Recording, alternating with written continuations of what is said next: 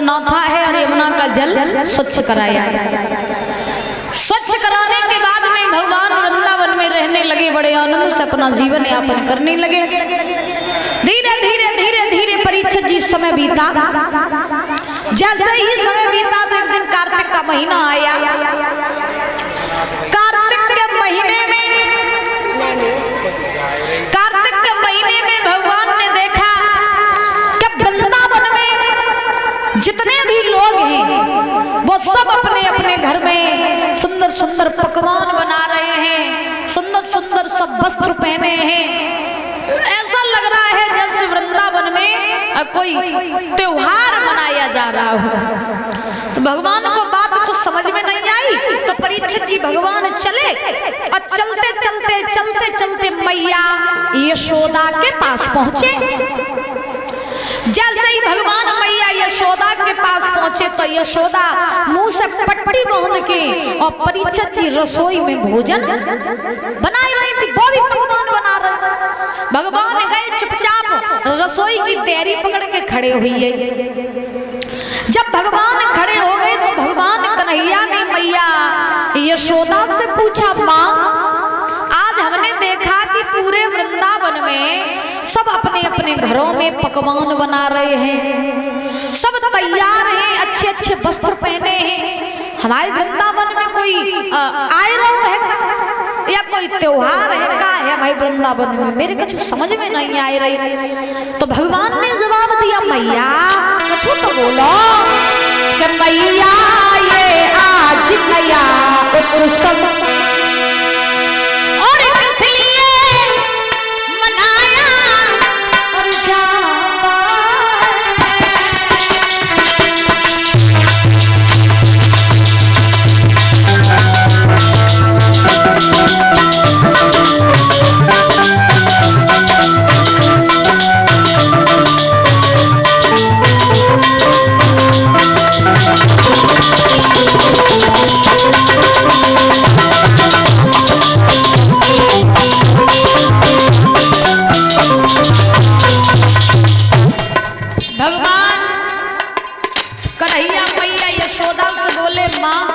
तो बताओ कि हमारे वृंदावन में ऐसा क्या है जो सब तैयारियां बना रहे हैं, सब पकवान बना रहे हैं?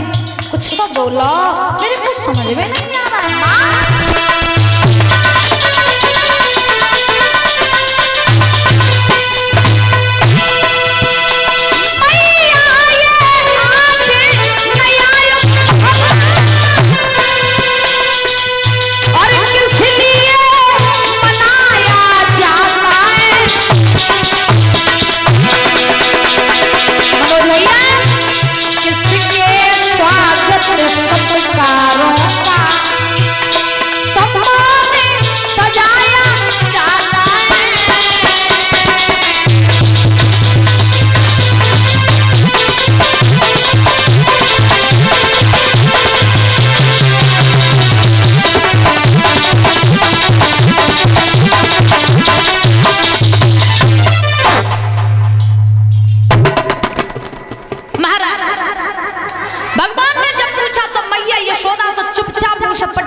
भोजन बनाए रहे थे। यशोदा आज भगवान से कछु नहीं बोली।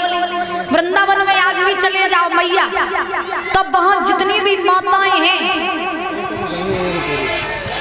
वहां जितनी माताएं हैं, परीक्षित जी वो जब भोजन बनाते हैं तो भोजन बनाते समय वो बात नहीं करती हैं। क्यों नहीं करती हैं? यहाँ भी बहुत माताएं ऐसी बैठी होंगी कि जब भोजन बनाती हैं तो उसी भोजन का भोग ठाकुर जी को लगाती हैं। कौन कौन लगाती हैं? यहाँ बैठाओ। अच्छा अम्मा तुम लोग लगाती हैं? ठीक। और तुम लोग नहीं लगाती? तो चलो जो लोग भोग लगाती हैं ठाकुर जी को बड़े ध्यान से सुनना, ठीक है? ऐसा कहा जाता है कि जो भोजन हम बनाते हैं और भोजन उसी भोजन का जो भोग ठाकुर जी को लगाते हैं तो महाराज बड़े सावधानी पूर्वक से भोजन बनाना चाहिए। क्यों? हमने देखा है कि माताएं कहाँ से मोहनलाल भैया जी रोहिला से, इनकी तरफ से ये 101 रुपये आए हैं। भगवान से कामना करेंगे धर्म के लिए हाथ बढ़ते रहें, समाज में पद प्रतिष्ठा बनी रहे। बोलिए हनुमान जी महाराज की। तो परीक्षित जी कहा जाता है, जब बहुत सी माताओं को हमने देखा क्या भोजन बनाती जा रही और महाराज कहूँ बच्चन को गारी देती जा रही, कहूँ सास ससुर को गारी देती जा रही और रोटी सब्जी बनाती जा रही, और फिर बाई रोटी सब्जी को भोग परीक्षित जी ठाकुर जी को लगा देती हैं। इससे क्या होता है कि जब हम बोलते हैं भोजन बनाते समय तो मुख की जो भाप होती है वो भोजन के अंदर प्रवेश कर जाती है, और जब मुख की भाप भोजन में जाती है फिर भोजन कैसा हो जाता है, जूठा, तो फिर भगवान को भोग लगाने के लायक नहीं रहता है। तो इसलिए जब भी भोजन बनाओ तो महाराज हमेशा सावधानी पूर्वक से भोजन बनाना चाहिए और तभी वही भोग ठाकुर जी को लगाना चाहिए, क्योंकि हम जैसा खाएंगे अन्न वैसा होगा हमारा मन। और देखिए कहा जाता है घर की स्त्री जो होती है वो महाराज अन्नपूर्णा होती है। कौन है? अन्नपूर्णा। और जब घर की अन्नपूर्णा ही स्वच्छता के साथ भोजन नहीं बनाई है तो सबकी बुद्धि तो खराब हो ही गई है।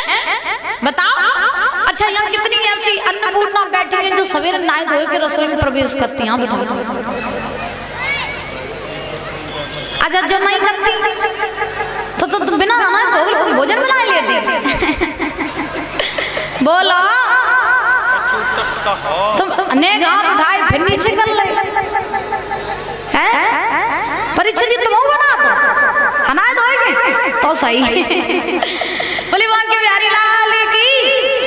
कहा जाता है कि हर नारी का ये फर्ज है कि रसोई में जब भी प्रवेश करें तो नहा धोकर के रसोई में प्रवेश करना चाहिए, और भोजन बनाते समय जब भी भोजन बनाओ तो चुप रहना चाहिए। अगर आप उस भोजन का भोग ठाकुर जी को नहीं लगाती हैं कोई बात नहीं, मुख से राम राम राम राम आप मन से कहते जाओ, राधे राधे कृष्ण कृष्ण मन में कहते जाओ, भोजन बनाते जाओ। जब आप भगवान का नाम मन ही मन में लेंगे तो फिर वो भोजन भोजन नहीं रहेगा बल्कि प्रसाद बन जाएगा, और जब वही प्रसाद आप भगवान को बच्चों में और सब में वितरण करेंगे, सबको खाना खिलाएंगे तो फिर सबकी बुद्धि भी शुद्ध हो जाएगी। लेकिन आजकल बोलवेंगे तो छोड़ो महाराज का करती, हमने अपनी आंखों से देखा, और देखो हंसना नहीं तो बता रहे, ठीक है हाँ। हमने ऐसी ऐसी माताओं को देखा कि बोलना तो छोड़ो, अगर सब्जी बना रही होंगी तो जब बन जाती है तो महाराज फिर क्या करती है, थोड़ी चम्मच में निकाल लेती, चम्मच में नहीं निकालती, चम्मच में नहीं निकालती, वही में वरिया गोरी और चाट ली और देख लेती कि नमक ज्यादा तो नहीं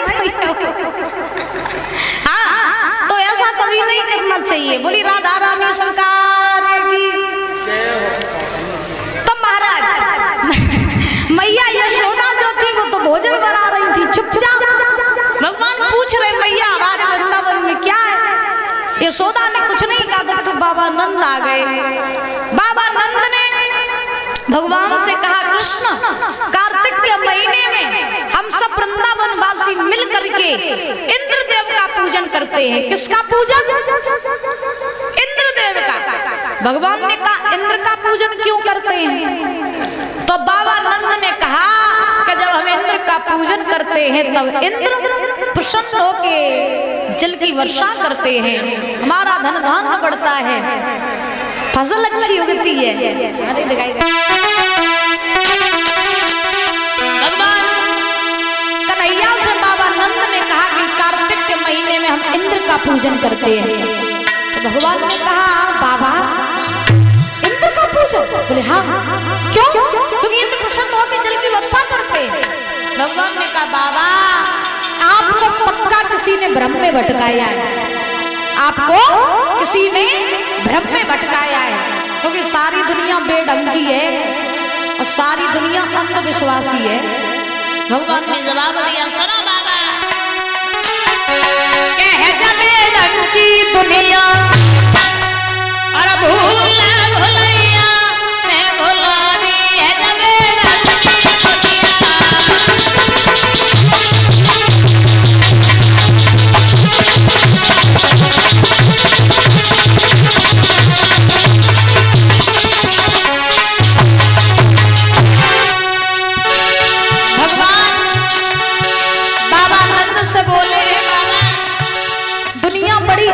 अंधविश्वासी है क्या नहीं है?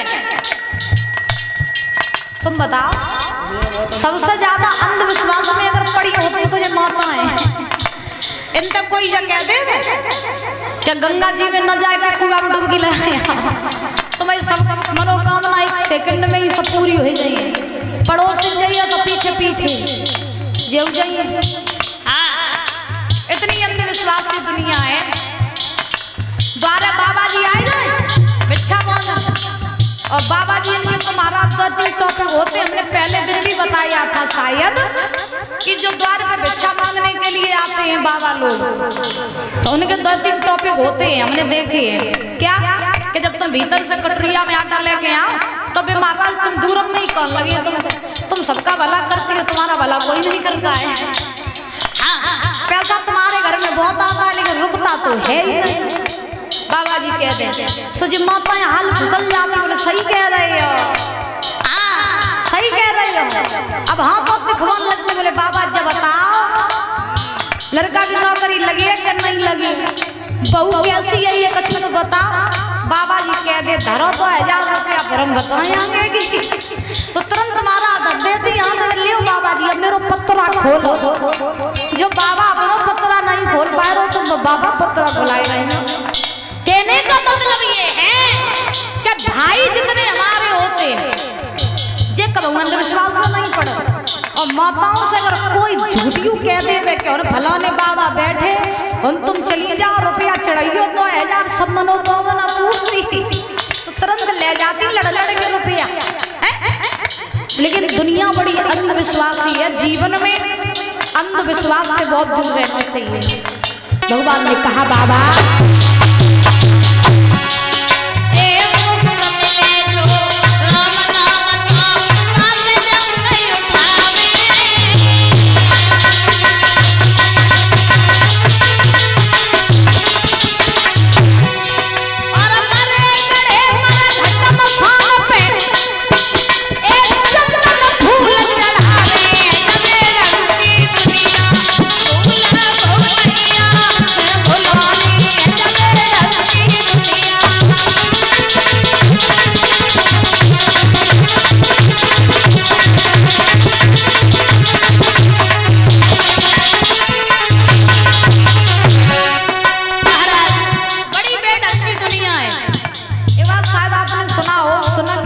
जानते भी होंगे।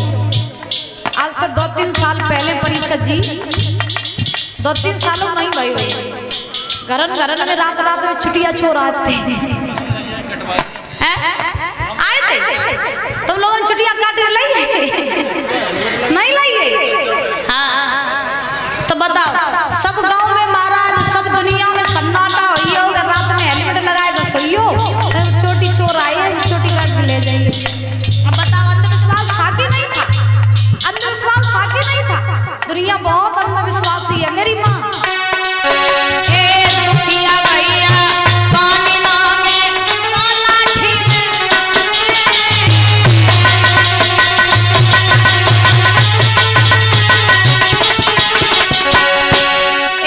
दुखिया भैया पानी मांगे तो लाठी और जिया नहीं बाप को बाप समझे मरे जंगले दुनिया भूला हो गया